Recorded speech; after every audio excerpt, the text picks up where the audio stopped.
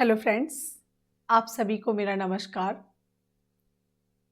आज इस वीडियो में हम एक ऐसे पॉइंट पर चर्चा आपसे करेंगे जो कि इस समय बहुत ज़रूरी है। और वो पॉइंट ये है कि कम समय में कैसे सफलता अर्जित की जाए, यानी स्मार्ट स्टडी कैसे करें कि सफलता हासिल हो जाए। ये जो वीडियो है ये मेरे अनुभव के आधार पर है। मैंने इसमें अपना पूरा अनुभव, जो मेरा एक्सपीरियंस रहा, उसको मैं आपसे शेयर करूंगी। मैंने पहले टीजीटी, फिर पीजीटी और फिर असिस्टेंट प्रोफेसर जैसी परीक्षाओं को क्लियर किया और बहुत कम समय में। और वही अनुभव आज मैं आपसे साझा करूंगी कि कैसे मैंने पढ़ाई की और आपको इस समय क्या पढ़ना चाहिए। तो सभी का मोस्ट वेलकम आपके अपने यूट्यूब चैनल आर्ट गंगा में। और सभी भावी शिक्षकों को नमस्कार और ढेर सारी शुभकामनाएं कि वह इस परीक्षा में उत्तीर्ण हो और एक रोजगार हासिल हो उनको। आज हम इस वीडियो के माध्यम से अपने उन सभी भाई बहनों को बताना चाहेंगे, समझाना चाहेंगे और पढ़ने का तरीका भी बताना चाहेंगे जिससे आपका चयन हो जाए। विद्यार्थियों, चयन कला जैसे सब्जेक्ट में लेना बहुत आसान है। कभी भी जीवन में आप हमेशा एक बात याद रखिएगा, मन के हारे हार है, मन के जीते जीत, और हार कभी ना होएगी, कर ले साची प्रीत। अगर आपका मन स्ट्रांग है, आपकी सोच पॉजिटिव है, तो निश्चित रूप से आपकी विजय ही होगी, हार नहीं हो सकती। पहला। दूसरा, हमारा जो उद्देश्य है उस उद्देश्य पे हमें कैसे चलना है, उस उद्देश्य पर को हमें पाने के लिए किस रास्ते का चुनाव करना है। रास्ता बिल्कुल सीधा होना चाहिए, यानी हम वही पढ़ें जो कि बार बार परीक्षाओं में पूछा जा रहा है। हम ऐसी चीज़ों को बिल्कुल भी ना पढ़ें जो कभी पूछी ही नहीं जा रही हैं, कभी पूछी ही नहीं गई हैं। हमने बहुत से स्टूडेंट को देखा है कि जो हमारे सिलेबस का हिस्सा नहीं है उसको भी वो डीपली पढ़ते चले जा रहे हैं। आपको ऐसा कतई नहीं करना है।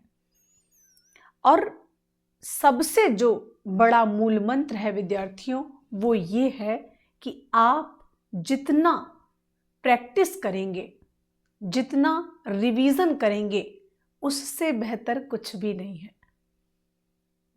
रिवीजन खूब करिए और जितना रिवीजन उसका डबल प्रैक्टिस। मतलब प्रैक्टिस में आप अच्छे प्रैक्टिस सेटों को रखें और उससे भी बेहतर आप अगर करना चाहते हैं तो आए हुए प्रश्न पत्रों को, एक जगह का प्रश्न पत्र नहीं, पूरे ऑल ओवर इंडिया का प्रश्न पत्र, सभी कमीशनों का प्रश्न पत्र आप सॉल्व जरूर करिए। और इसको सॉल्व करने का तरीका क्या होना चाहिए ये भी हम आपको बताएंगे। बहुत से स्टूडेंट का कहना होता है कि क्या हमें डिस्क्रिप्शन भी पढ़ना चाहिए। हम कहते हैं आपको डिस्क्रिप्शन पढ़ना तो चाहिए, लेकिन खुद का डिस्क्रिप्शन पढ़िए। जैसे रज्मनामा शब्द आया है तो रज्मनामा से आपके नोट्स में जो चीज़ें इंक्लूड हैं आप उनको डिस्क्रिप्शन में पढ़िए, ना कि गलत चीज़ों को। तो डिस्क्रिप्शन आपका खुद का होना चाहिए। और जो भी प्रश्न हैं, जो भी कमीशन से पूछे गए हैं, उनको चारों विकल्प को चित्त करते हुए पढ़ना चाहिए।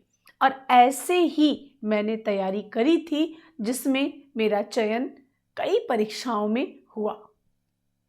तो विद्यार्थियों, इस कार्य को करने के लिए आप हमारे साथ आर्ट गंगा के साथ बने रहें। और अगर आपको कोई रास्ता नहीं सूझ रहा है और इस समय आपको क्या करना चाहिए, तो सबसे बेहतरीन विकल्प आपके पास में है आर्ट गंगा की क्लासेस, ऑनलाइन ऑफलाइन क्लासेस।